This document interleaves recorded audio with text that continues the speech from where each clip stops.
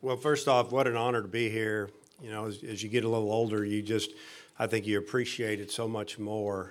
You maybe even try to enjoy it a little more and take in all that's going on. Had the opportunity we played all three of these guys this year, awfully talented ball clubs, and so we know how tough our bracket is. As far as our season, it's been a great season for our club. We've stayed healthy. We've had a little sickness and little problems here and there, but we haven't had that major injury that can take out one of your top guys. And I truly believe that's why I'm sitting here now, is because we kept our lineup intact, and our pitching staff for the most part was injury free, and it enabled us to continue to be consistent. And that's the thing about playing in the SEC and highest level of Division I baseball. If you're gonna have some downtime, but if you can stay healthy, you got a shot. Offensively, we've had a good year. One of the better balanced lineups I've had, maybe the best I've had at times. And then pitching wise, stayed with the same rotation pretty much the whole season. Tweaked it a little bit maybe in Game 3. Bullpen's kind of evolved. And, our closer, Matt Cronin, was really good all year. He did get mono, and it probably cost us a game or two in the middle of the SEC play because we couldn't finish games off as we didn't have him. But we got him back, and he's been throwing the ball extremely well. So just, again, really, really excited to be here and back in Omaha and have a chance to play against these guys. David? Well, again, thanks for some of the thoughts that Dave said. And, it's a privilege to be up here with these three great programs. And, you look around, and in 2003, I was with Rice, and we had an opportunity to start the season as the number one ranked team in the country. And I just credit Sully here, because that's tough to do when you go out and you have to represent a national championship and then maintain that number one spot. So that's a tribute to him and his program, his coaching staff, and his players. And then I look at Tim and how quickly he's turned that program around at Texas Tech, and third time in Omaha in, I think, 5 years. And then Dave has just been a staple for winning and doing things the right way and at multiple schools. And so it's really a privilege for Texas to have an opportunity to compete with these three and of course, the other four in the other bracket. So we're very privileged to be here. And then you look at our ball club and some of the things that have happened throughout the course of the year. We started out pretty slow. We went to an SEC school at LSU in week 2, and we didn't look like a very good ball club. And we came out of there and got beat up by a Pac-12 team with Stanford at home, lost 3 out of 4, and then we had to go play Dave and them in a double midweek on a Tuesday, Wednesday following Stanford. So we were searching, trying to figure out who we were, who we are, and we were 9-9 coming out of that. So I really just tribute our players, the way they just continued to play and didn't make excuses. We had to make some changes defensively. I kind of got guys in the right spot. So defensively, that's kind of been our stamp all year. We've got a young man that's an engineer major that's playing first base for us. And when you look at Jake, he doesn't look like your prototypical first baseman. But what he does is he makes everybody else around him better. And we're very solid on the left side of the infield with 2 sophomores that have played every day for 2 years, in Ryan Reynolds and David Hamilton. And then moving Cody from third base to second and getting Ryan back to third has been very comforting for him and us. And Cody's really became a very solid second baseman, and also has had an incredible offensive year. We just got a lot of moving pieces that have made that defense work, and DJ Petrinsky has been a solid rock behind home plate for us.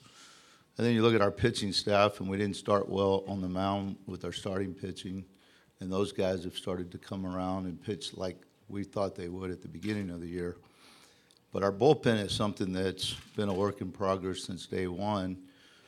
When you look at a guy like Andy McGuire that's 23 years old that was out of baseball for 2 years, and then Josh Sawyer, who is kind of a matchup guy for us that has also been out of baseball because of injuries for 2 years, and a young man by the name of Parker Joe Robinson. So that trio has solidified our bullpen much more, and they've built some confidence, and the defense has built confidence off of them. And then offensively, we're just finding ways to score. It's not like we've been incredibly an incredible offensive group. We've kind of found some ways to score. But I just think it's been a heck of a run for our kids. When we got to the regional, we played a very good A&M team and a very good Indiana team. And I thought our kids really responded well. And then you never even thought that Tennessee Tech was going to take 2 from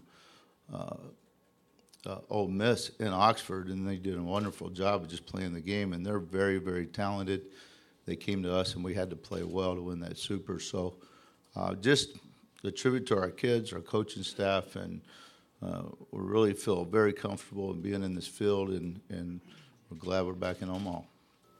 Well, the very first time I had a conversation with him face-to-face was in Lincoln, Nebraska. It was either my first or second year, my first year there, and we still played at Buck Belcher Stadium, and we had worked out, I think, on a Thursday early, and it was kind of cold, and then I kind of stayed around when Texas got there and tried to spy on him a little bit and watch him practice, and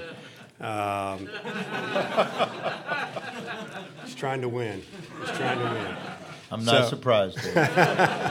It wasn't illegal. Anyway, so but in the middle of their practice, I decided, go on out and say hi to him, and he was in the left field, and we had a really good conversation, because I'll be honest with you, that first year at Nebraska, some of the coaches in the league, they weren't real friendly to us. Like, we didn't know what we were doing, and it was probably the middle of the season, and he told me that. Well, he talked about the weather a little bit and how he hated it, and went on, but just said that we were doing a good job, and that he watched us practice a little bit, and he knew we were going to be good by the way we practiced, and I told him I appreciated it, and we became pretty good friends. We talked on the phone off and on, and throughout the time I was in Lincoln, and then I moved to Arkansas. Obviously, we weren't in the same league anymore.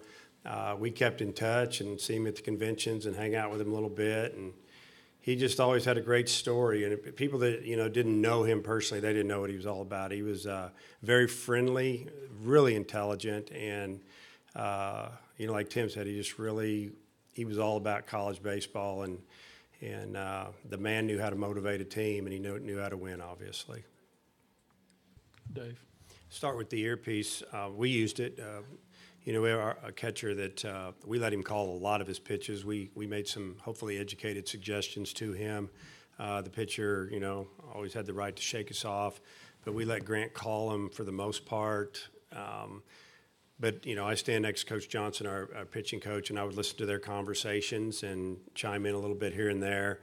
I know that Coach Johnson really likes the earpiece just to be able to communicate, and not even to the point of you're saying fastball, slider, change up, or location, just to be able to communicate a little bit with the catcher. And like Sully said, you don't want the catcher running out there. Maybe there would have to be a rule where catcher can only visit so much. But we definitely liked it. As far as the expanded reviews, I'm a big fan of it. I think it saved a lot of controversy. I think in our league the problems to me usually have been plays at first base. Those are the ones that were overturned, and they changed some innings. So I would like to see that worked on over the next couple of years. we have Kirk up here. Thank you, Emily. Kirk Bowles from the Austin American-Statesman. For Coach Van Horn, how would you describe the rivalry Arkansas has with Texas? And even though you aren't in the same conference over 20 years, is Texas still the number one rival for Arkansas? I would say maybe for adults over 50, they might be. Our players, you know, they want to beat LSU and Florida and Mississippi and could go on and on. But I think a lot of our fan base, they still, they still see it that way. And, like I said, we played the University of Texas on a Tuesday and Wednesday. This early in the season, the weather was okay. We had really nice crowds, big crowds, and if we played them on a weekend, we would have SEC crowds because that's the way a lot of the fans feel about it. And when I say SEC crowd, anywhere from 9 to 12,000 a game. Probably doesn't matter what the weather's like. So that's the way I see it. I don't see them as our rival, obviously, but it's just a storied program, and they beat up on a lot of people back in the Southwest Conference days, and so a lot of people liked beating Texas back then. Okay, next question right here. JJ. JJ Cooper, Baseball America. David, I just want to ask you about David Hamilton and what he's meant for your program to have kind of his steadiness at shortstop. Yeah, well, he's a local kid from San Marcos, and when he came in as a freshman, and we didn't have much depth. When you look around, we had a couple older guys that we considered playing shortstop, and at that point, I just felt like if we're still questionable, why not go with the younger player and allow him to grow into the position last year? And so he played 62 of our 63 games every day there, and he's just pretty electric. And the thing that's impressive about David that you see on the highlight reel is the range and the ability not to panic when he gets to a ball. But the thing I'm most impressed with him is that how well he's handled the routine play. And he's done a very good job of just being consistent day in and day out. All hitters get frustrated about their offense, and it's pretty nice to see a defender understand and handle his offense, but really his frustrations come from when he doesn't play great defense. So he's just been a rock for us. And then this year he's just grown more and more into the position. So, anytime you have a shortstop that plays every single day for you for the past 120-plus games, that gives you some security. David. I don't think it's just the teenagers. I mean, my wife's attention span has gotten shorter. And I think that's a society thing. Fortunately, I don't hang out with our players, so I don't know if they're on the cell phone or not. But in our clubhouse and when we're in meetings and when we travel, we don't allow players to use their telephones when we're having team meals. It's our time. But it's just the way it is. And like Sully's saying, we've just got to evolve with what's happening in communication. I will say, back in the day when we would have tarp duty and you would have to call the entire team, that was a pain. Now you got one message, one button, and everybody understands that we don't have tarps, but the communication has really expedited because of it. But we haven't had any issues. Honestly, I don't think we've had any issues. Dave. Well, like they all basically said, you have to adapt, and that is called group me. We call that group me. So we four group me's. So no, I think kids' attention spans. You asked that question. I think it's all the same, and I think kids are the same. They're, you're like Sully said, you just have to adapt and with the times.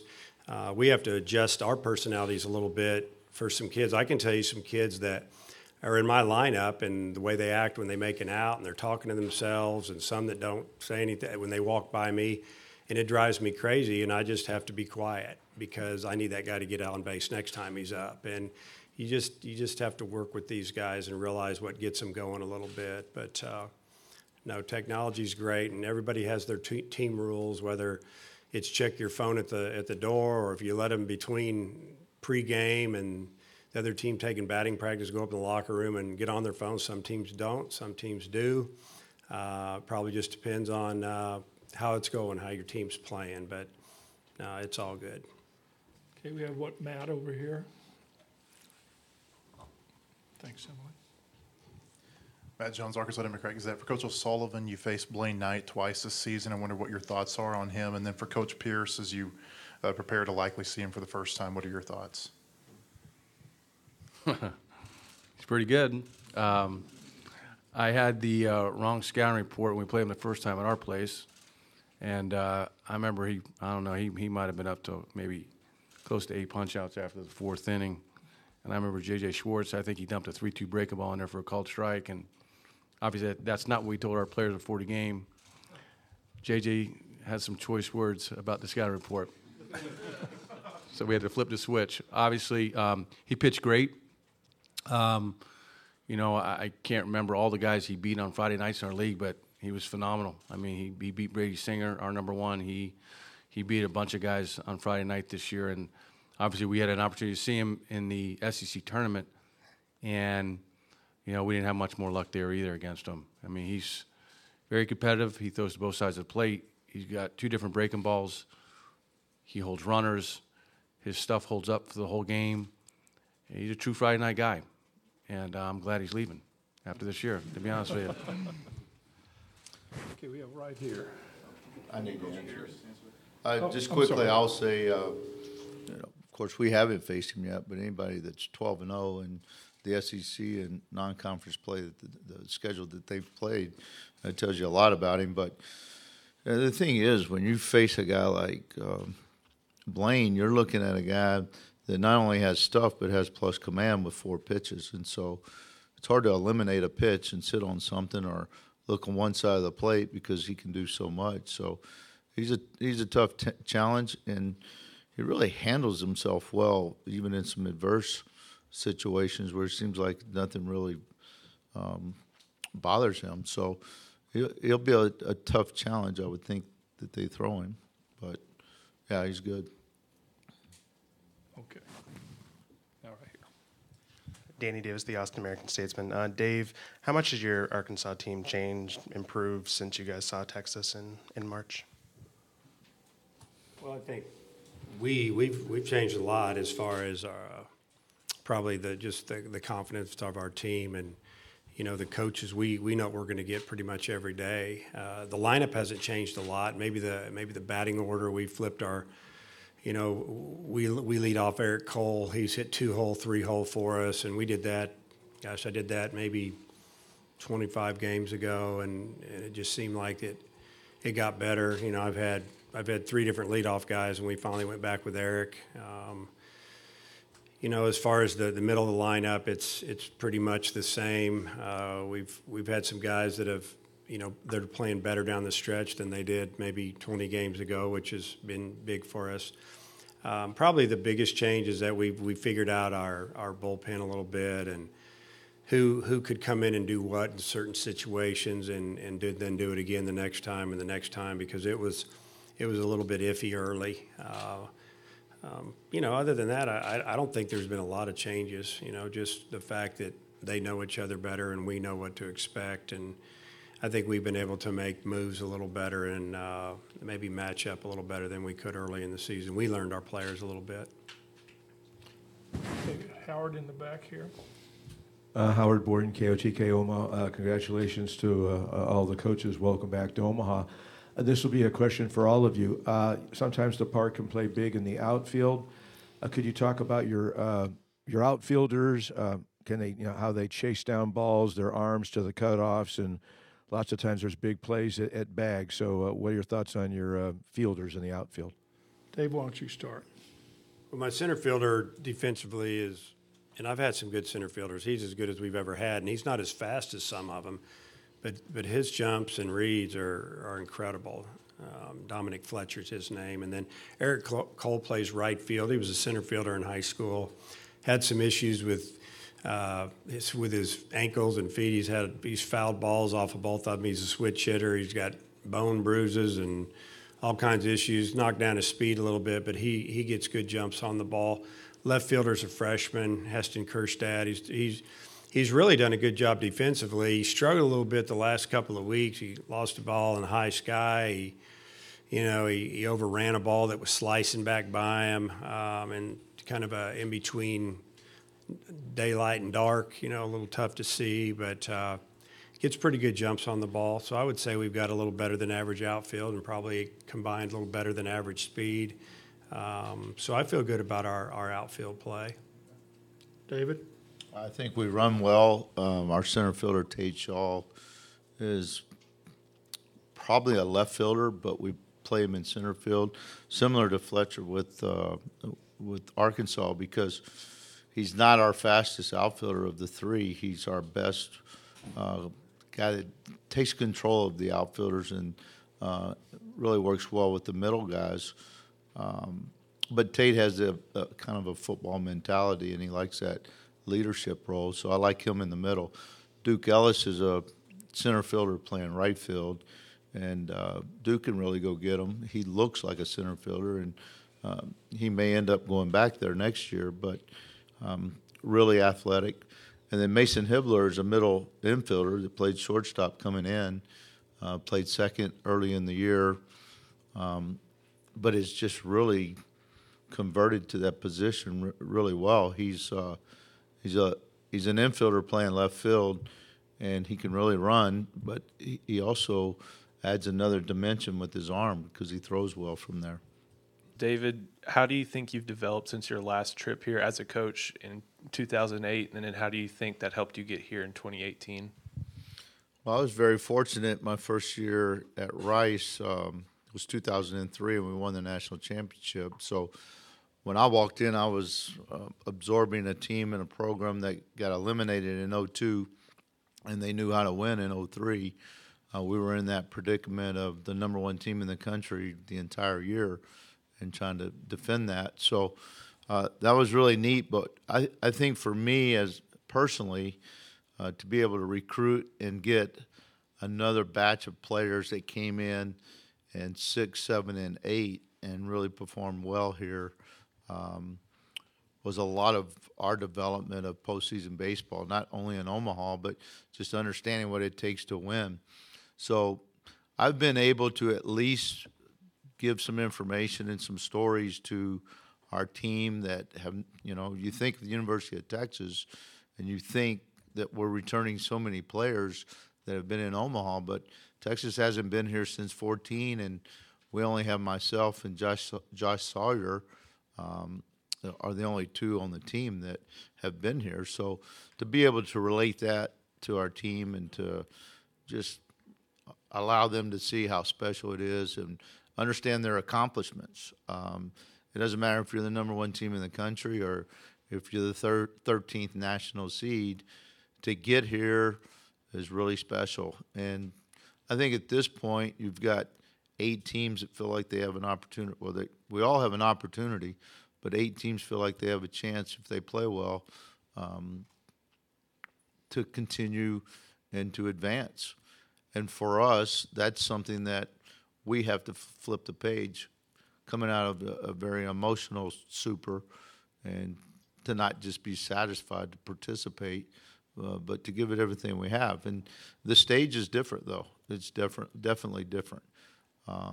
Playing in a very intense super regional, 7,500 people at home, but they're at home, and most of those are rooting for you. So it's just going to be great to watch our team go out there and have this opportunity under this just humongous stage and competing against these great teams. This will be our last question of this session. Mike LaPresti, NCAA.com, for anyone who wants to address this.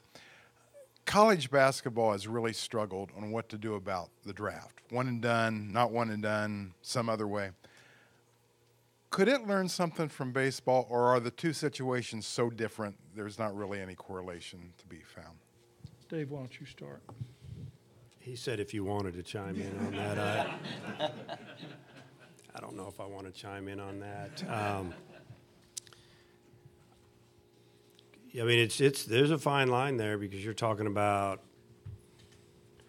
telling a young man coming out of high school, example, we can't pay you. I'd like to see kids at a minimum go to school for 2 years. College baseball, obviously, we usually get to keep them for 3. I bet some really good players. We've only kept 2 that were draft eligible, and they both signed for multi-million dollars. And so I had someone from the Boston Globe call me after Andrew Benintendi signed and asked me, well, Coach, how hard did you try to talk him out of not signing? I started laughing. And he said, "What are you laughing about?" I said, "Are you kidding me? I wanted him to sign. I didn't need to deal with that pressure of him coming back, turning down X amount of money." And my point being, it was a no-brainer. But yeah, I don't know what college basketball could learn from us. It's a lot different. I think there's only a few maybe compared to we have a lot of kids that we're dealing with. You go through all these programs that kids are turning down $500,000, $800,000, which is a lot of money to a lot of people. So I would call that a no comment, I guess. I just think it's unfortunate that they don't get the college experience for more than a year. And most of the time, they don't want to leave. But because of the predicament and the money that's offered to them, they have no choice. And so for us, we deal with that a little bit on the front end. Jamison Talion, back in however many years ago, was coming to Rice. He was the number 2 pick of the draft, and he had no choice but to sign just because of the money. But at least there's still options. And the development that's taking place in college baseball and how quickly guys are going through the system now is really benefiting us. But I think it's very unfortunate that college basketball freshmen don't have the opportunity to continue because of the system, and because of that, they don't get the full experience of college.